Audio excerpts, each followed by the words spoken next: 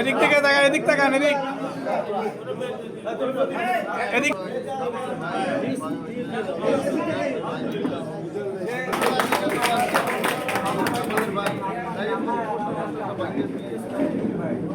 সেটা আমার তাদের যে নীতি নির্ধারণ যা ছিল তার থেকে আমি এটা ভালো মনে করছি যে আমাকে এই জন্য আমি।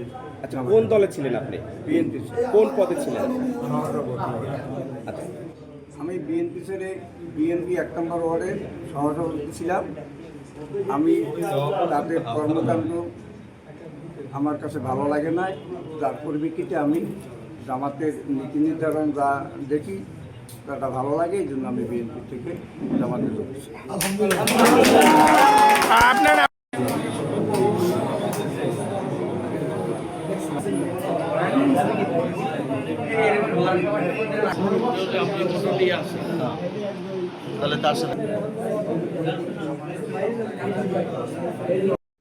বাংলাদেশ জামাত ইসলামী আদর্শবাদী একটি দল।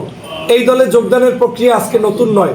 এই দলটা যখন প্রতিষ্ঠাতা হয়েছি এজন্য মন্দ মানুষদেরকে ভালোর ভিতরে প্রবেশ করানোর জন্য। যেমন আপনার যে ব্যক্তি যে জামাত ইসলামের আদর্শকে বিশ্বাস করে না, ওই ব্যক্তির কাছেই তো জামাতের দাওয়াত পৌঁছে দেওয়ার জন্যই জামাত প্রতিষ্ঠিত হয়েছে। অতএব দেশের স্বার্থে, মানবতার স্বার্থে, ইনসাফের স্বার্থে যারা ন্যায় এবং নিষ্ঠার রাজনীতি করতে চায় তারা জামাত ইসলামে প্রবেশ করবে।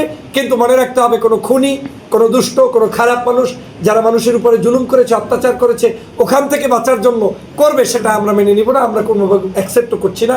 যেটা বিএনপি ইতিমধ্যেই করে দেখিয়েছে, দাগি দাগি সন্ত্রাস, কেস মামলার আসামি, মানুষের উপরে জুলুম করেছে, তাদেরকে শুধু একটা 2-4টা প্রভাব খাটিয়ে ভোট সেন্টারে কারচুপি করার জন্য সন্ত্রাস পেলে তাদেরকে যোগদান করাচ্ছে।